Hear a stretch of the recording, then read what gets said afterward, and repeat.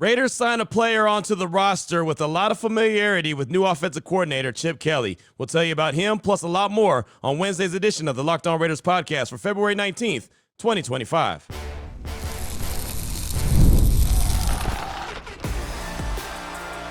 You are Locked On Raiders, your daily Las Vegas Raiders podcast, part of the Locked On Podcast Network, your team every day.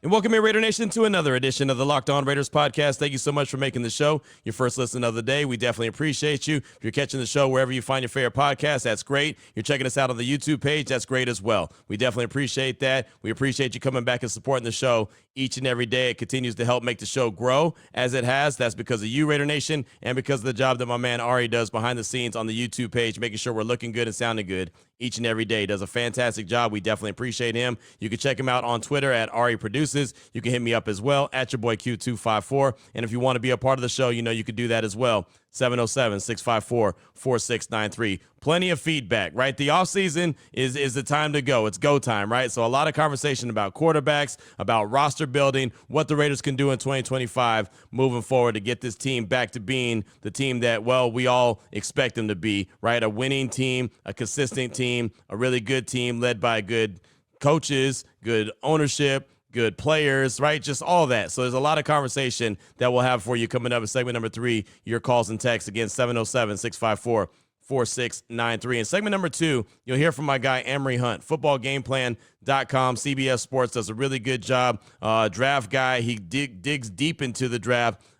Each and every year has a draft guide out at the end of March that is probably the most extensive draft guide out there. And I'm talking about guys like Dane Brugler and others that put out some really good draft guides. Emery's is one that I really find to be a great one. I get to catch up with him each and every year, a couple times a year. So I got to catch up with him on Tuesday. He was a guest on my radio show. And I'll just focus the conversation that we had on Tuesday. We'll just focus it in on the quarterback position. So you'll hear some of the conversation that we had from my radio show. You'll hear that coming up in segment number 2. Here in segment number 1, just news and notes of the day. We'll go ahead and jump right into it with the signing that the Raiders made. And it's funny, this time of year, you're going to see teams sign guys. You're going to see teams, cut guys, let them go, bring them in, put them on future deals. And that's a routine, right? They usually do that just to continue to, build up their roster, get guys that they may have some interest in. But this signing for the Raiders was pretty interesting to me and intriguing after I did a little bit of research. When I saw it on Tuesday roll down, I was actually on my radio show, and as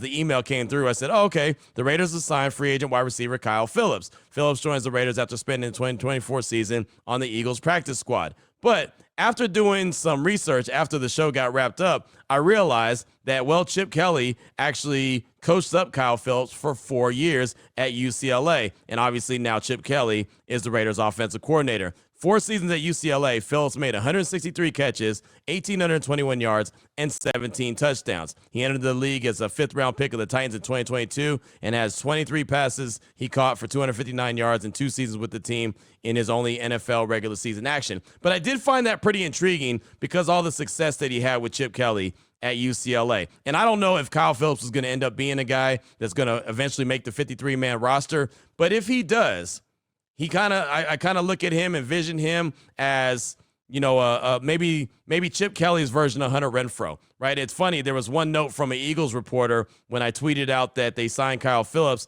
He said, Raiders signed former Eagles wide receiver Kyle Phillips, who spent nearly the entirety of the season on the practice squad for the Eagles. Fun facts, Phillips was tasked with emulating Cooper Kupp ahead of the divisional round playoff game. So again, when I say Hunter Renfrow, I'm not saying that just because he's a white wide receiver, or Cooper Kupp because he's a white wide receiver, but that slot type guy, right? And maybe that's what Chip Kelly is looking for in his offense. And again, normally you don't see signings on February 18th, February 19th, February 20th, whatever the case may be, and you think, oh, that's going to be the guy that's going to help put this team over the top. But in this scenario, with it being Chip Kelly and with it being the fact that he had a lot of success at UCLA with Kyle Phillips, that if in fact he does make the roster, he could end up being a guy that turns into a really good slot wide receiver. We know what kind of offense Chip Kelly wants to run. We've seen him run offenses from Oregon to the Eagles to the Niners to UCLA to Ohio State, where they won the national championship just a season ago, right, last year. So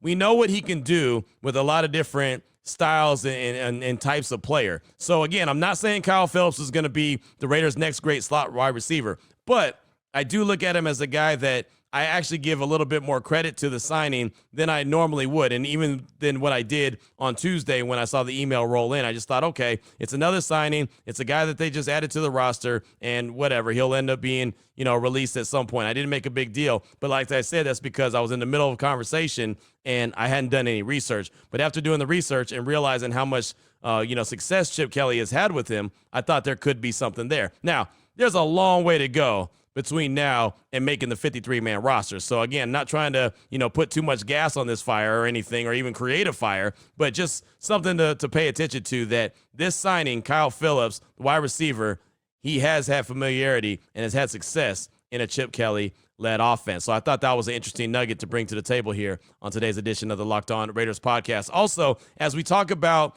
bridge quarterbacks, and that word bridge quarterback, it's so funny. Some guys look at it as a 1 to 2 year minimal pay type guy. Like, that's what I look at a bridge quarterback, right? We've been talking a lot about quarterbacks. We'll continue to talk a lot about quarterbacks. Like a guy like Sam Darnold is going to cost a lot of money, to me, is not a bridge quarterback. I'm looking at a guy that's on a 2-year deal, maybe $45 million, maybe $50 million, and that's about where it's at. Like Gardner Minshew was 2 years, $25 million, $15 million guaranteed. That's a true definition of a bridge quarterback. But Joe Fortenbaugh, who I had on my radio show on Friday, I do a show with him, obviously, on ESPN Radio, Joe and Q from noon to 3 Eastern time, 9 a.m. to noon Pacific time.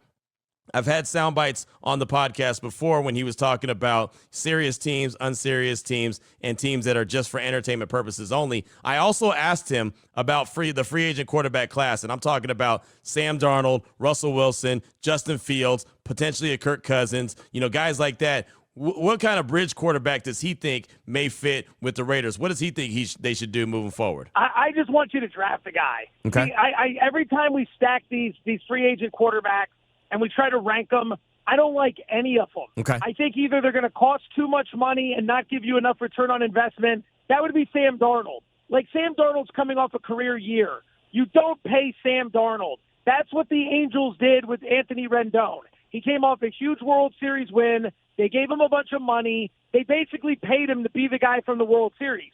That wasn't sustainable. And they're finding out the hard way that was an awful decision. Read the book Soccernomics. It came out in like 2009. It's all about how these teams make horrible decisions when it comes to personnel, or how some teams who operate on a budget learned how to make great decisions and find value guys. So I wouldn't want to go anywhere near Darnold. Russell Wilson, yeah, if it's a year and you don't really expect yourselves to do much, he could come in and hold it down for a year. I wouldn't be interested in the Kirk Cousins type guys. I wouldn't be interested in Justin Fields. I don't think he could play the position. If he could, we'd have seen it by now. And then there's Aaron Rodgers.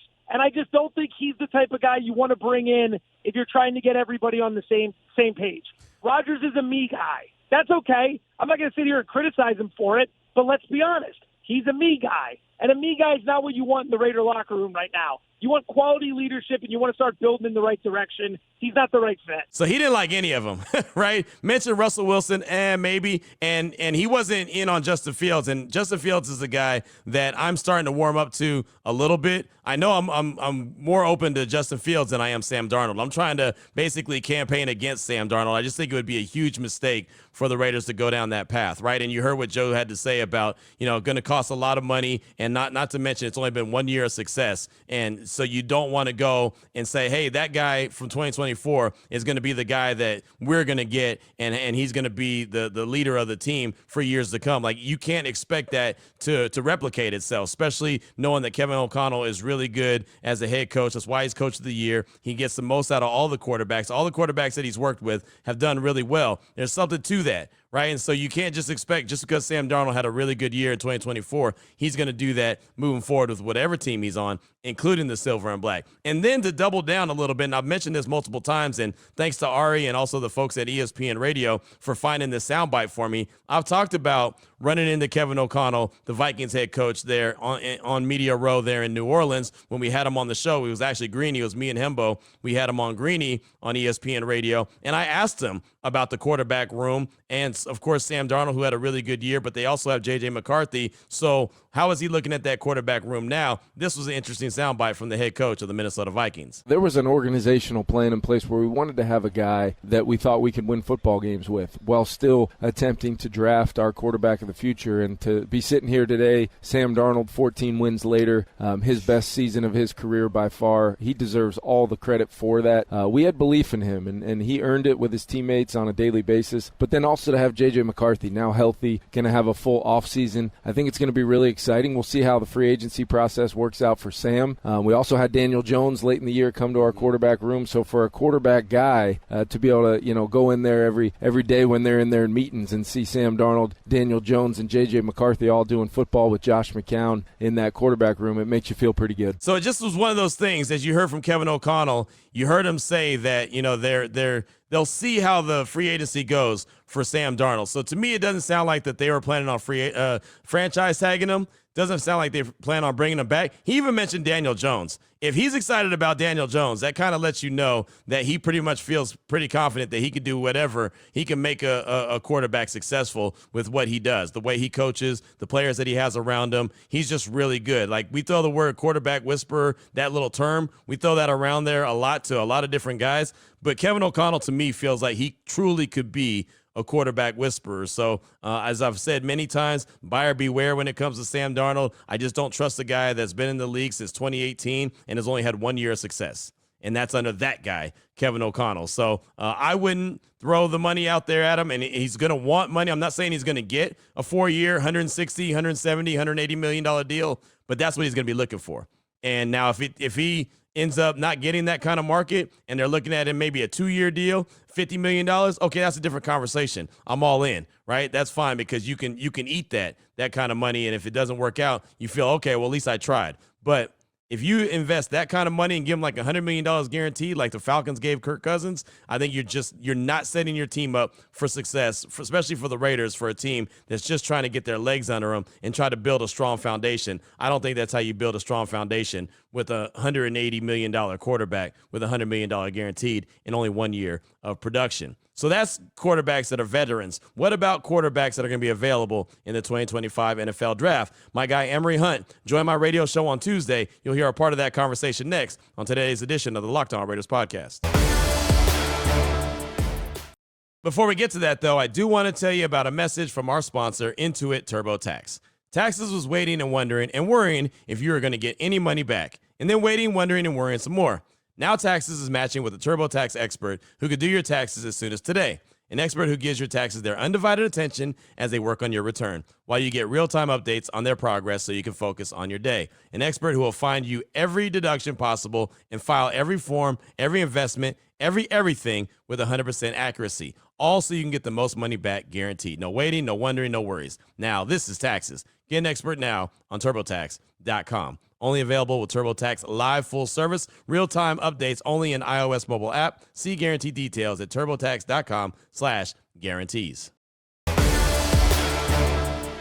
All right, Raider Nation, here we go. Segment number 2 of today's Locked On Raiders podcast. Want to jump into the conversation, just a part of the conversation that I have with my guy Emery Hunt from Football Game Plan, also CBS Sports, has a fantastic draft guide that drops at the end of March, footballgameplan.com. Definitely want to check that out. We had a really good conversation on Tuesday on Unnecessary Roughness, Raider Nation Radio 920, my radio show. And, we talked about quarterbacks like Shador and Cam Ward. Obviously, those are the top two, but also the number 3 quarterback, the number 4 quarterback, the number 5 quarterback, the quarterback that nobody's talking about. So we started off the conversation. Emery was just comparing and contrasting Shador Sanders and Cam Ward, the top 2 QBs in this year's draft. And it's the comparison I'm using is a stylistic comparison.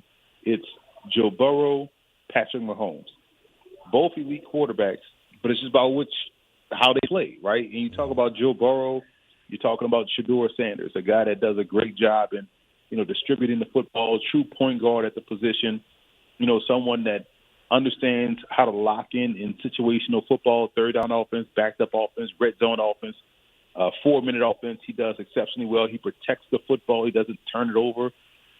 Yes, he takes sacks, but so does Joe Burrow. I think what will help him not take as many sacks in the NFL is that he will have a run game. No matter what team he goes to, they'll run the football. They didn't run the football at Colorado.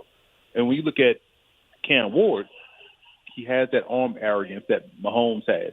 He has the ability to buy time. So you really, as a defender, have to cover for 75 seconds because this dude can wait, and fit the ball into wherever he wants it to go.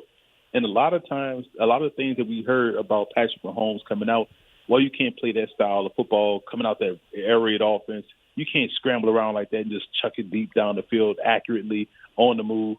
Well, Mahomes has done that multiple times over, and Cam Ward can do the same things. And it's cool about Ward.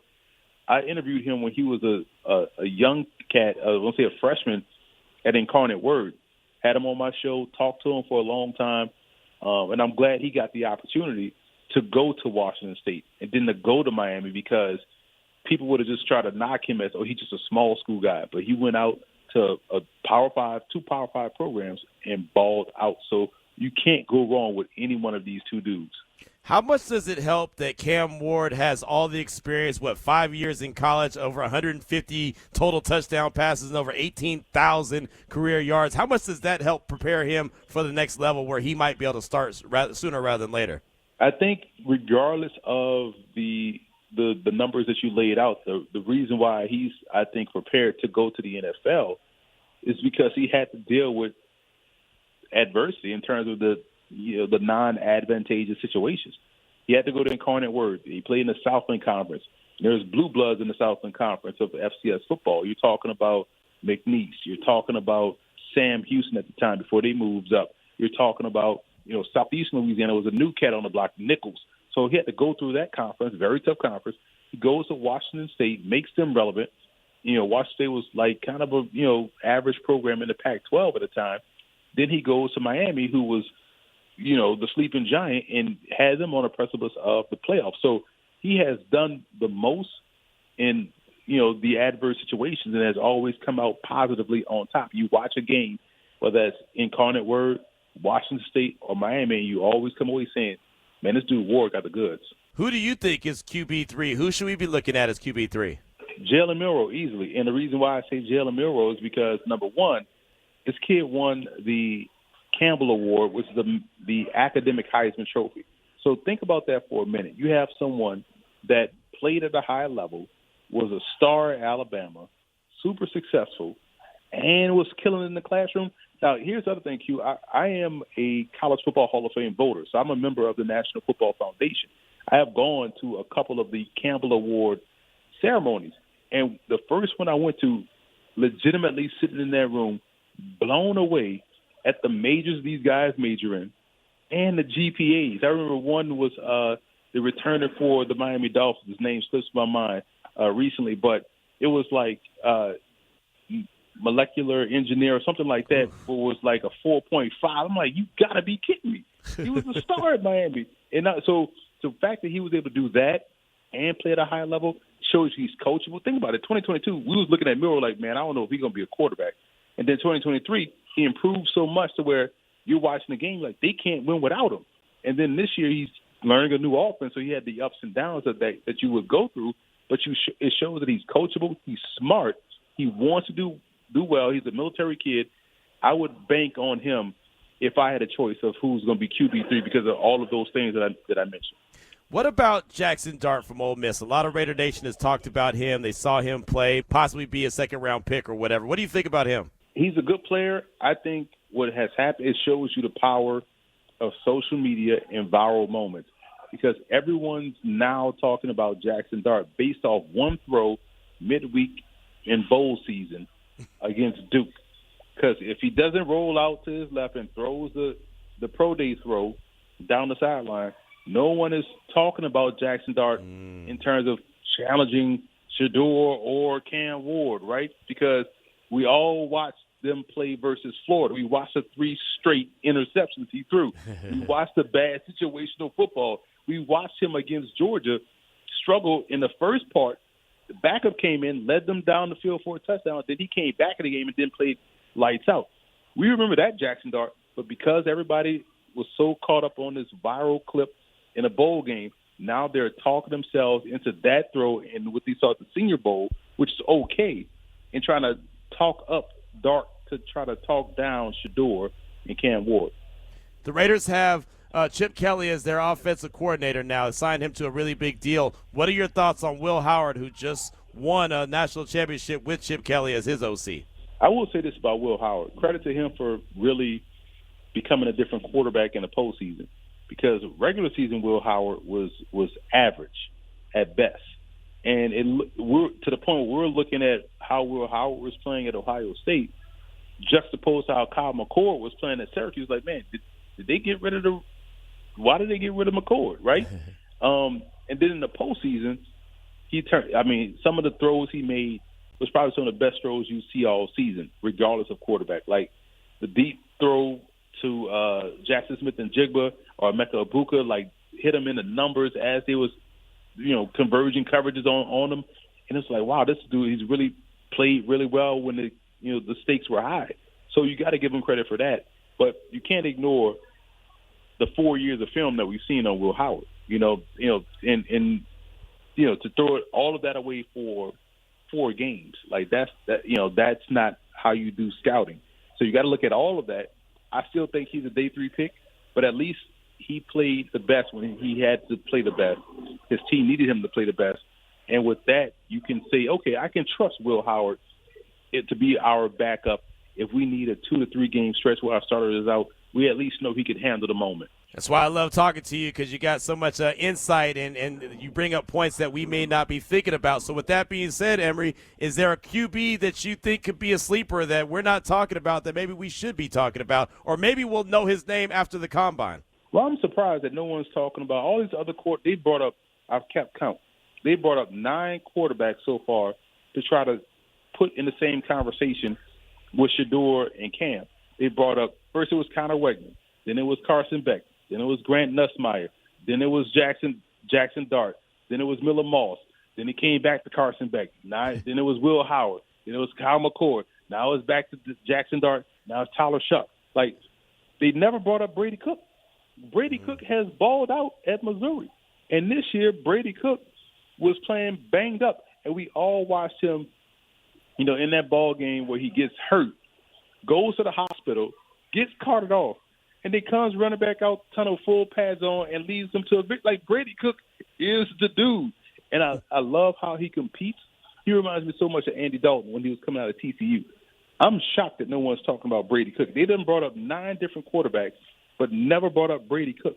I think Brady Cook is someone that can surprise folks with his athleticism at the Combine and how he spins the football. And we've seen him just play well. He had a really good week at the East-West Shrine Bowl, and still no one's talking about Brady Cook. You're right. Nobody is talking about him, but we may be talking about him now. And like you said, you can wow somebody with his athleticism there at the Combine next week. What will you be looking for? I know you'll be there in Indianapolis. What will you be looking for at the Combine?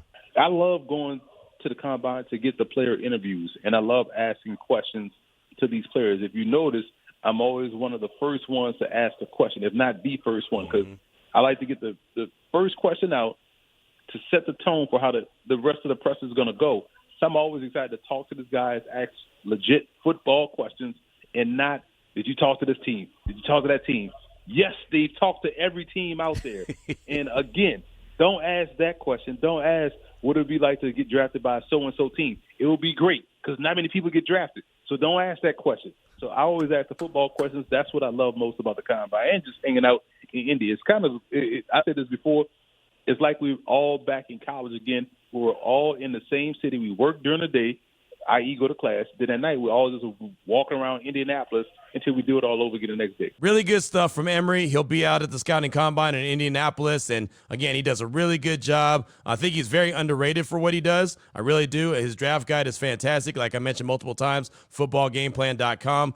He's a guy that's at all these showcases. Matter of fact, when I talked to him on Tuesday, he was at the HBCU Legacy Bowl, and he was mentioning how the Raiders are at everything. Like everything he goes to, all the showcases that he's at, he said, I got to give the Raiders a lot of credit. They're at every single one. They have scouts at every one of them, so they're not leaving any stone unturned. So hats off to the Raiders for doing that as well. But I think Emery does a hell of a job, and you heard his feedback there on a handful of the quarterbacks that'll be available in the 2025 draft. What's on your mind? Your calls and texts. I know a lot about the quarterback situation. We'll hear from you in segment number 3 of today's Locked On Raiders podcast. Before we get to that, though, I do want to tell you about FanDuel. When the game tips off, the NBA action is just getting started. There's no better place to get in on it than FanDuel. It's America's #1 sportsbook. With FanDuel, you can place live bets throughout the game, so even if you missed the opening tip-off or want to bet on a fourth quarter comeback, you can stay in the action. And if you're looking for a bigger payout, you can even combine your live bets into a same-game parlay. And there's so many different options, like in-game plays that you can do, player prop bets, all those. Those are a lot of fun for me. I like the player prop bets just to see if this guy can hit, 8 rebounds or 3 steals or multiple 3-pointers, whatever the case may be. I really enjoy the player prop bets. I feel like it adds a little bit more juice to each and every game. Well, right now, you want that juice? New FanDuel customers can get $150 in bonus bets if your first $5 bet wins. Visit FanDuel.com to join today. That's FanDuel.com for your shot at $150 in bonus bets. Make every moment more with FanDuel, the official sports betting partner of the NBA. Here we go, Raider Nation. Segment number 3 of today's Locked On Raiders podcast. Your calls and texts. You're off that Locked On Raider podcast voicemail line, 707-654-4693. Let's start off with a text from Raid Kingdom in Nashville. Hey, Q, it's Raid Kingdom from Nashville. I'd love the draft Ashton Jeanty in the first round, Jalen Milroe in the second round, and the wide receiver from Miami Hurricanes in the third. What do you think? Or we might have to trade back into the first round using our extra third-round pick to get Milroe. I believe he's going to blow the wheels off at the combine with running about a 4.3 or better. That's Raid Kingdom in Nashville. Thanks for the text. And, yeah, I think he's going to wow at the combine too. There's no doubt about that. He's a super athlete, has a super strong arm. He could throw the deep ball probably better than anybody. He's a very smart dude, as you heard from Emery Hunt in segment number 2 of today's Locked On Raiders podcast. I'm concerned with his intermediate throws, right? It's just something about his short to intermediate stuff that he's just not quite there. I thought that he should have gone back to school, had one more year under Kalen DeBoer at Alabama. Maybe he didn't have that option. I don't know, but I would have loved to seen him go back one more year. We'll see if he ends up being the third or fourth quarterback. Jackson Dart, Jalen Milroe, I think they're both in that conversation for who's going to be the number 3 quarterback. Emery thinks it's going to be Milroe. I know a lot of people, including a lot of Raider Nation, thinks it's going to be Jackson Dart. We'll see how that all plays out. I still think that number 6 for Ashton Jeanty is too high. And it's not because he's not worthy of it. It's just it's a very deep class with running backs. It's such a deep class of running backs. I just couldn't see, when there's so many areas of need for the Raiders, them just going and grabbing a running back at number 6.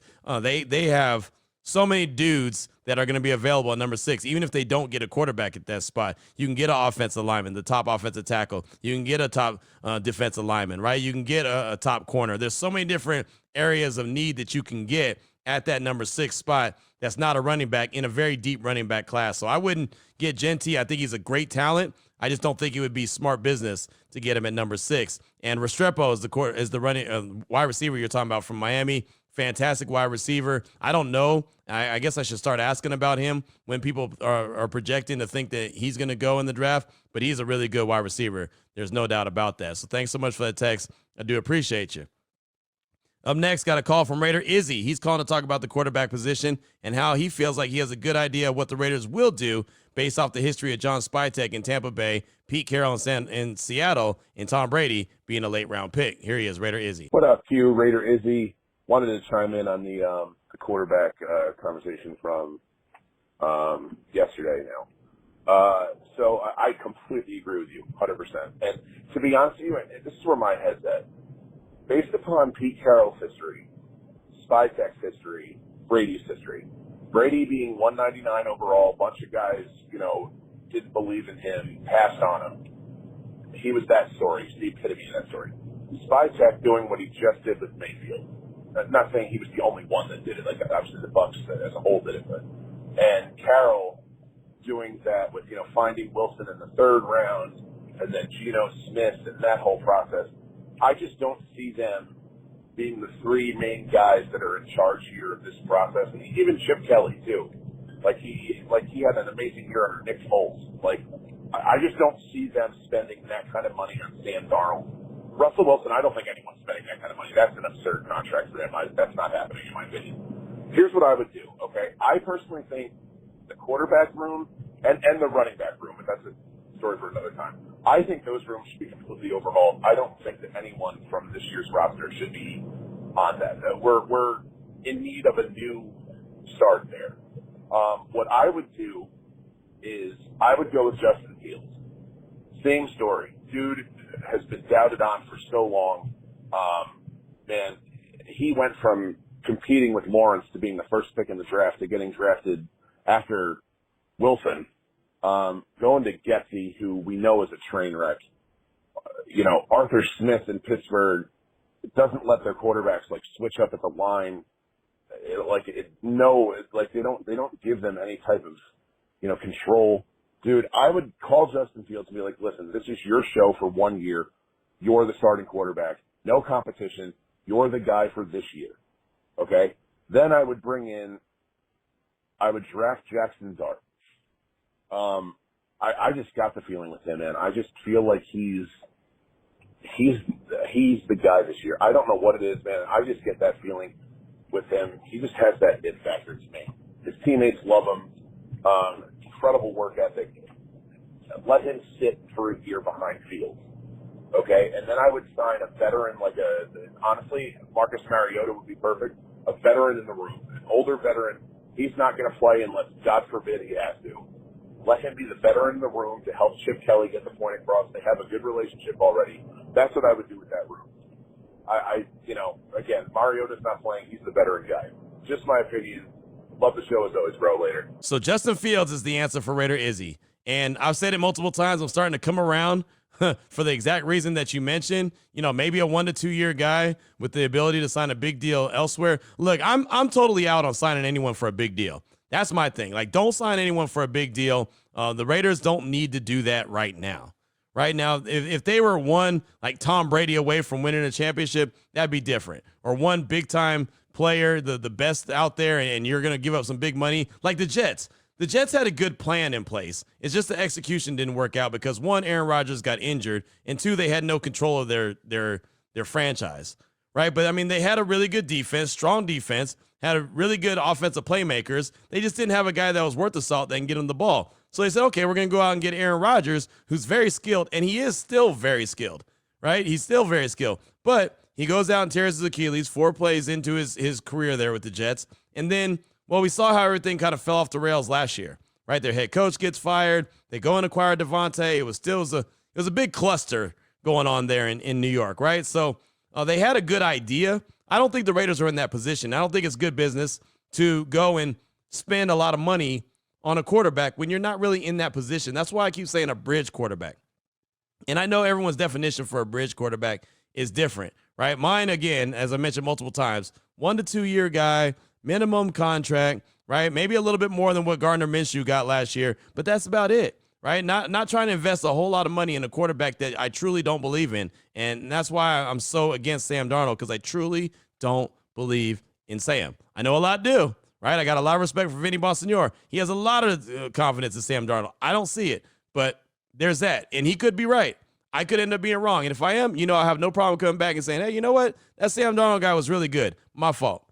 I just don't see it. Not right now. That's for sure. But, Justin Fields, someone like that on a short deal, sure, I can get behind that. Thanks so much for the call. I do appreciate you. Up next is a text from Sean in the 661. What's up, Q? It's Sean in the 661.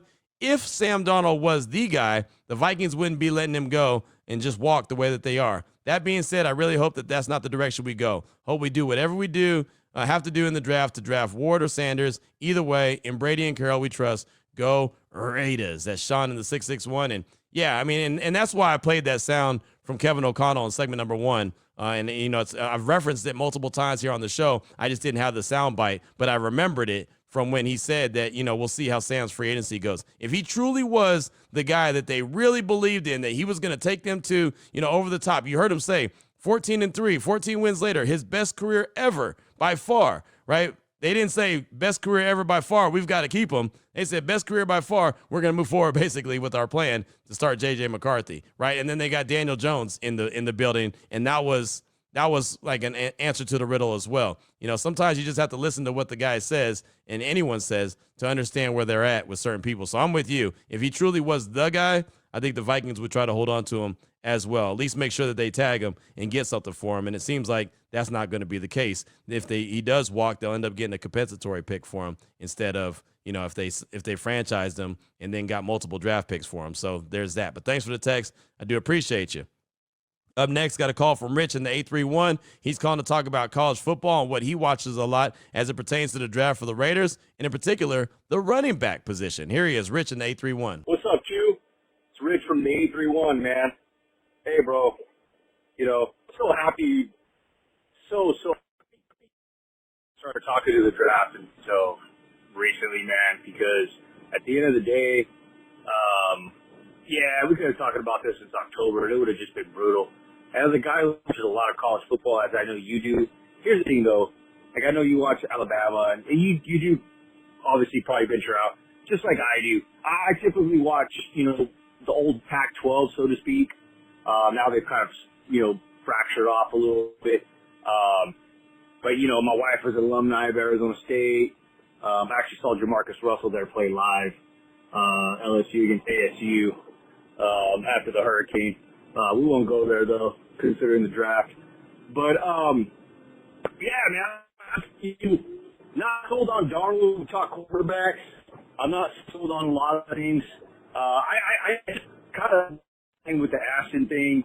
I agree, man. I just see it at number 6. I mean, I like Ashton. He's a very, very talented individual, but this class is so deep. Oh, my God, it is so deep at running back. It is deeper than last year's quarterback class in terms of position at running back. Obviously, just from watching a lot of Arizona State, I'm a Cam Scatterboo guy.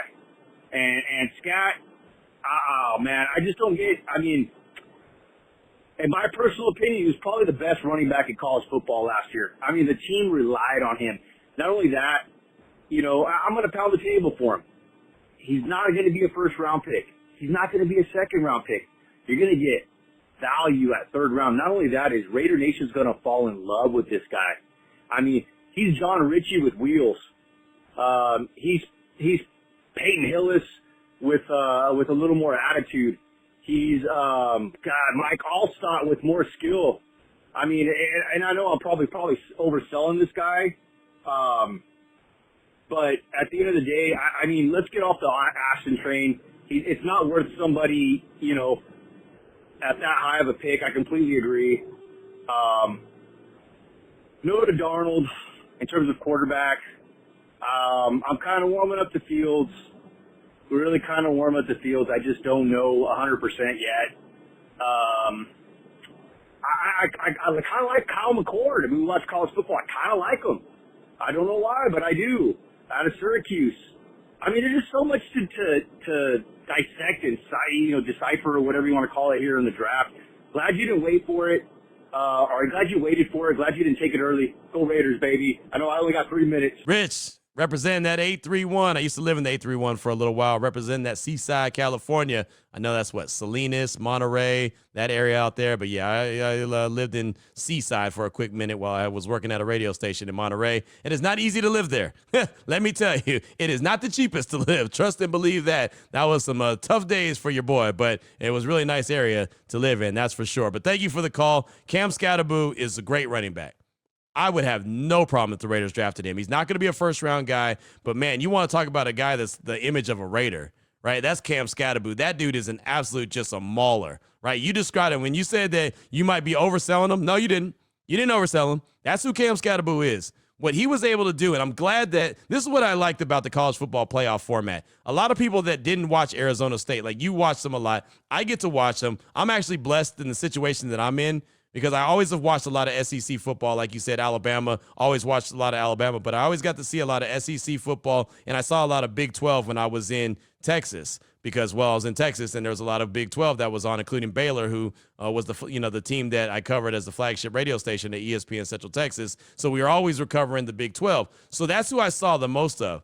But being on the West Coast now, being here in Las Vegas, I get to see all the early games, a lot of SEC early games, right, that are normally like noon kickoffs on the East Coast. They're 9 a.m. kickoffs. So when I'm in the barbershop on Saturday morning, I'm watching some really good football, and I get to see it all day long. So I'm seeing early SEC games. I'm getting to see games in the Big 12, obviously Mountain West games. I'm getting to see a lot of different games because of where I'm at now, and just the timing of it. It provides for a lot of football, that's for sure. So Scatterboo is great, but being in that 12-team format and the fact that on the big stage, everyone saw Arizona State come back against Texas, and it was basically because Cam Scatterboo did everything, like that's a great glimpse of who he was if you weren't necessarily watching Arizona State. I'm blessed that I got to see him a lot more than just that game. But that dude, yeah, I like I said, I feel like the Raiders are going to leave the draft with a couple running backs. If Cam Scatterboo was one of them, I would have no problem with that. And I'm with you. I think 6 for Genty is too high especially because you have a lot more running backs in this draft that are really good. As far as Kyle McCord from Syracuse go, he's really good. He's really good. I got to see him up close and personal when Syracuse beat UNLV this past season here in Vegas. I mean, the dude threw for almost 4,800 yards, 34 touchdowns, and 12 interceptions on the season. And I know he's coached really well. Fran Brown, I got to know him when he was on Matt Rule's staff at Baylor. Fran Brown's a really good coach. Smart dude. So I know that anybody at Syracuse, and you saw what Fran Brown did this year at Syracuse, he's a really good coach. So yeah, McCord is another guy to pay attention to, and a guy that I'm sure more people will start talking about sooner rather than later when everyone really starts a deep dive into the upcoming NFL draft. Thanks so much for that call. I do appreciate you. We'll close out with a pretty lengthy text from Jesse from Biloxi, Mississippi. Hey, Q, Jesse from Biloxi, Mississippi. Love the show. Just started listening a couple months ago, and I've been hooked ever since. My take with the Raiders right now is that we're actually in a really good spot. If we don't sign another bridge quarterback like we have the last 2 seasons, come on, we really want to do it 3 years in a row now? We need to stop wasting money on bad QBs like we did with Jimmy G and Gardner Minshew. I think Sam Darnold falls right into that category. We either draft or stick with Aiden O'Connell. No need to waste money on a quarterback. If we're actually trying to be competitive, then Rodgers is truly the only answer because he's the only one that's actually done it. We have so much money right now, it would be so disappointing to give it to Sam Darnold, and I bet Pete Carroll and the front office feel the same way too. I think the defense is actually pretty solid as well. We were projected to be a top 10 defense to start last year. Now, I did feel like that was a big stretch considering we haven't had a solid defense in forever, but the potential is there. We had so many injuries on the defensive side of the ball, but when everyone is healthy, I think we're stacked except that cornerback. I would love a true lockdown cornerback. I think Pete Carroll would too. So Will Johnson is the guy I'd want if we don't go QB. The D-line could be great too with everyone healthy. I think they can be the best at stopping the run with Crosby, Wilkins, and Tyree Wilson. They just need better coverage to help them to get to the quarterback more.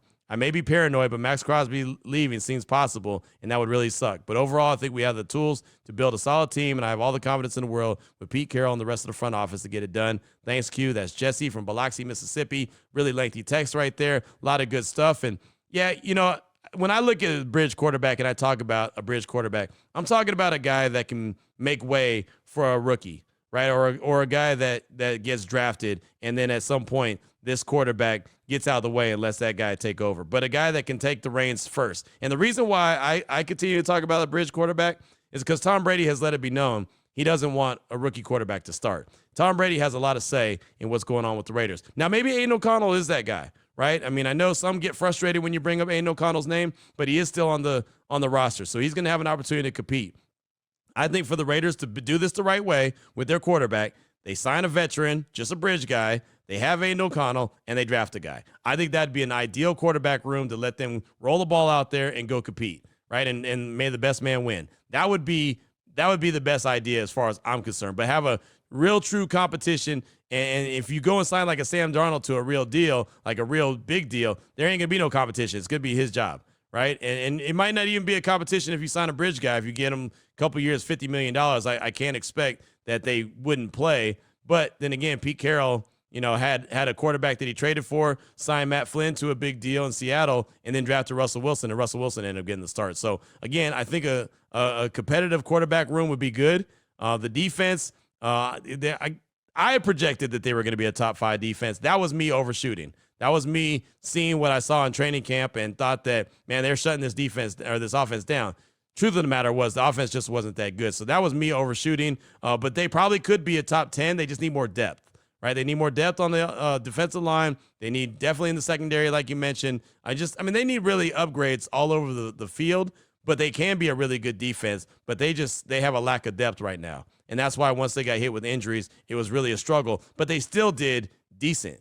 Right, they still were pretty good and kept them in a lot of games, even though their main guys were out, including Max Crosby, who missed 5 games in 2024. So thanks so much for that text. I do appreciate you. I don't think Max is going anywhere. I just think that they have to hurry up and get that guaranteed money deal done so he's happy and this thing doesn't drag out, because that's what it's all about. He just needs guaranteed money on his deal. And once he gets that guaranteed money, they roll out the plan on how they're going to turn this thing into a winner. I think he'll be good to go. So really good stuff, man. Thanks so much. And that's all we got time for on today's show. Got a call from David, a text from the 209, and a call from Kenny, Raiders fan, that we'll get coming up on tomorrow's show. Also on Thursday, I'll have an opportunity to catch up with Max Crosby again. He's going to get tired of seeing me, but I'm going to do my radio show from his new Papa John's in Las Vegas. He's doing so many different things, got so many different business adventures, and so he's opening up a Papa John's in Vegas. So I'll be doing my radio show from there, so I should get to sit down with him for a few minutes. He's going to say, man, this dude's following me everywhere. He's in Las Vegas.